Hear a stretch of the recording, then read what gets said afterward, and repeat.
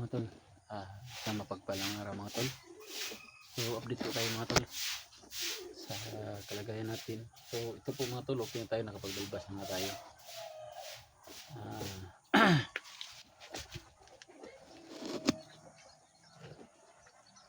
Ito naman ang mga tol, may tumutunog.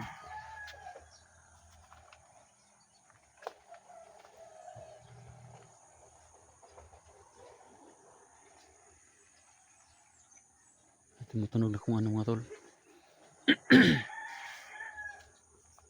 Hindi makita. So mga tol, nandito tayo ngayon sa likod ng bahay ng ama ko. Update muna tayo mga tol kasi ito mga tol, medyo okay na po tayo. Nakapag-relax na kagabi kasi kami dumating mga tol. Hindi ako nag-video. Sinabihan ko si mama ko mga tol, nangyari sa akin. Mama ko mga tol umiyak, sinapit sa akin, saka sinapit kay Jenny mga tol. Hindi lang ako nag-video kagabi mga tol pagdating ko kasi medyo nanghina tayo. Ay.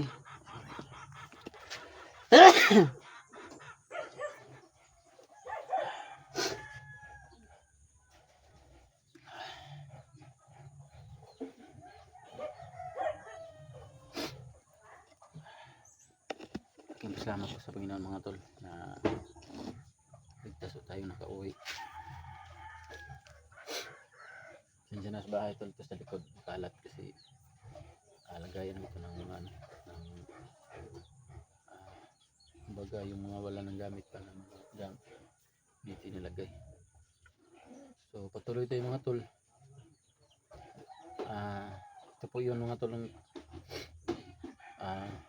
Hindi ko po alam kung tama ba itong plano namin mga tol, pero sa tingin ko mga tol tama naman siguro kasi yung last video nga ni Electra, yung kasama kami, sinabi niya na tumawag yung kapatid niya na yung papa daw niya dinakip ng mga bandido mga tol doon sa Ormoc mga tol. Napakalayo yun mga tol, Davao to Ormoc.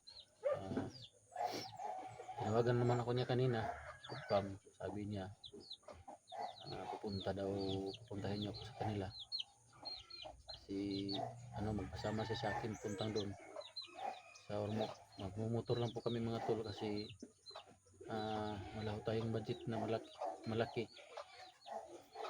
Tapos ito po yung kagandahan ng motor mga tol, pagdating doon sa kanila kasi malayo yun malayo sa bayan, kailangan talaga ng may motor para sa makarating talaga doon sa kanilang bahay mga tol.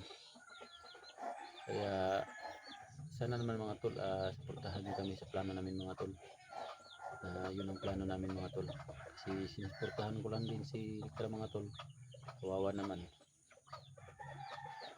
Pasensya na dito sa bahay mga tol, maingay kasi si mama ko po doon nagpapakain ng baboy niya saka yung mga kapitbahay. Thankful pala tayo mga tol na safety tayo. Grabing nangyari sa akin tol, hindi ko alam. Na-hypnotize ako, grabe talaga, taas na hindi ko alam talaga. Itong camera ko nga, tinitingnan ko mga video yung anak pala ni Electra may dala. So pasalamat din ako sa anak ni Electra mga tol, dinala niya ito kasi pag mga bandido ang makadala nito, hindi ko alam mababalik pa ba sa akin to kasi yung mga bandido mga tol, alam naman natin yan, mga tusoy yan, mga abusado pa. Kaya salamat natin sa Panginoon mga tol at sa inyong mga nagdarasal mga tol.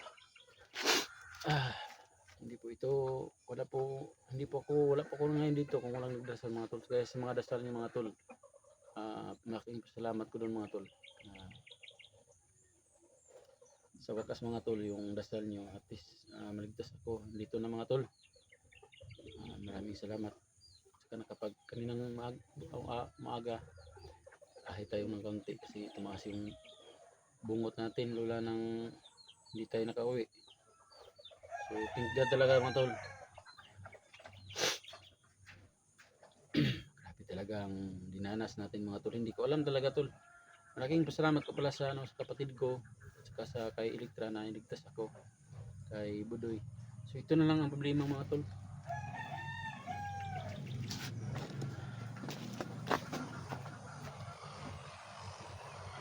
Yung mga tol, may lumilipad.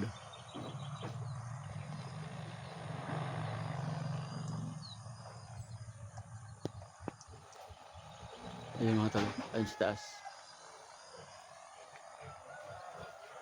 Hindi ko alam kung anong klaseng drone yan. Drone ba ng ano yan, kalaban yan. Ayun mga tol, kita nyo mga tol.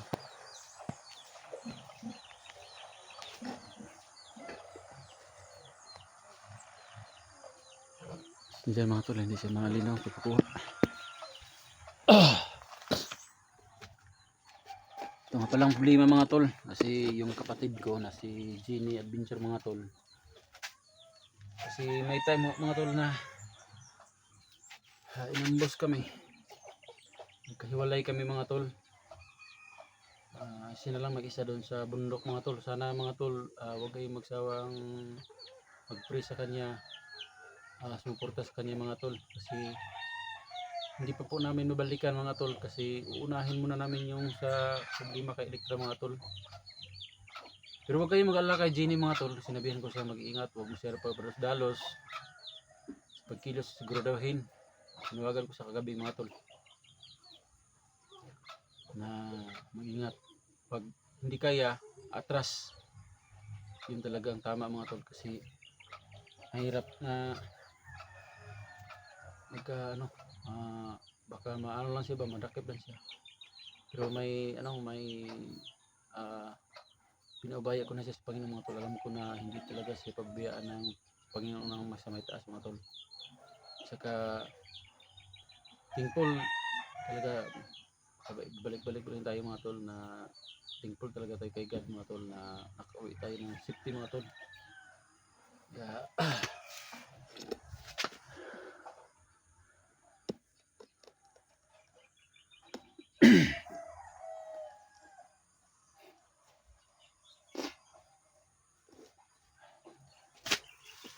Siya na mga tol, sinisipon tayo.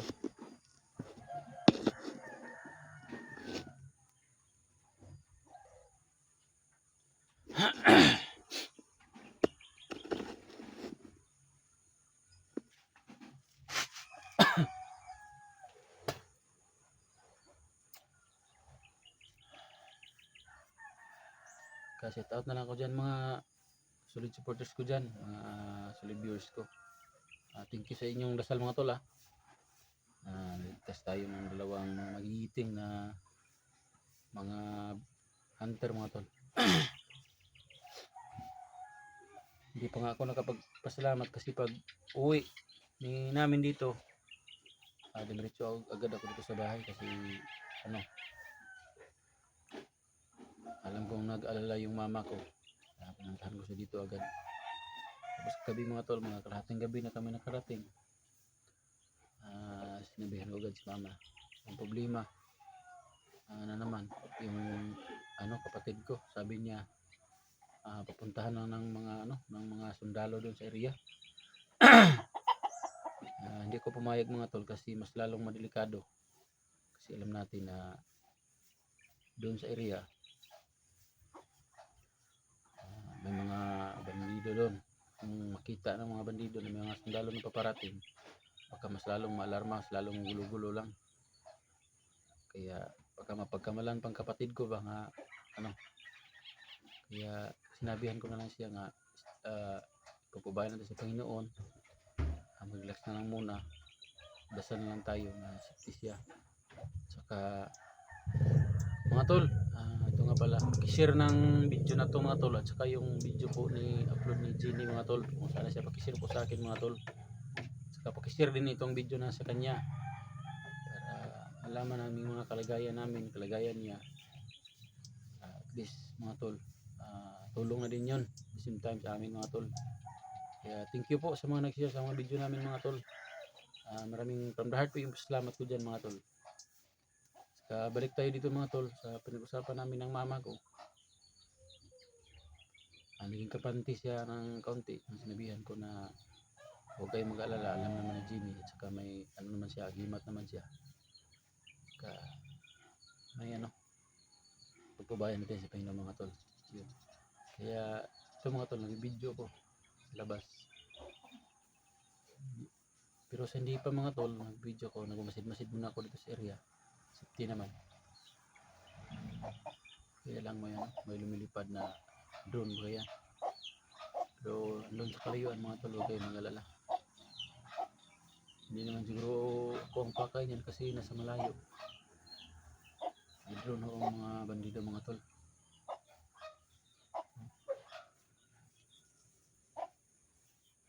Drone ho yung tumutunog. Thank you nga pala kay Budoy at saka sa mga dyan. Mag-set out na muna tayo kasi ngayon lang ako naka-open, hindi ko ma-set out lahat. So set out nga pala kay kay Tol Ray Bugarin, big love set out sa idol. Kay sa mga nag-share dyan, hindi ko maisa-isa, pasensya na kasi mahina yung signal dito sa amin. Saka kay sino nga yun?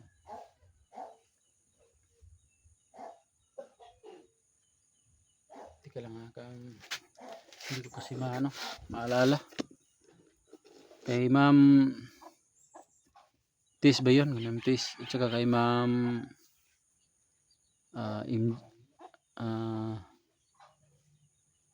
sino yun? Tika lang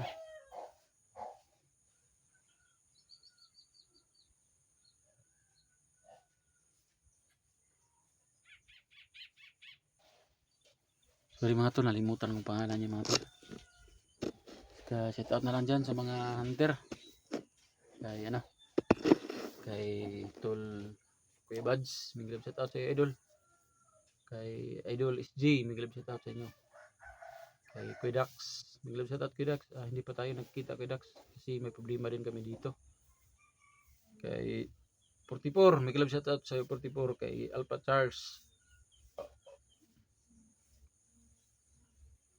kay Badan, kay sa mga Team SG, may shout out. At saka kay sa kabila sa Team Pogi naman, kay William Adventure, may shout out. Kay Julius Adventure, may shout out. Kay Mikoy, Idol Mikoy, may shout out tayo.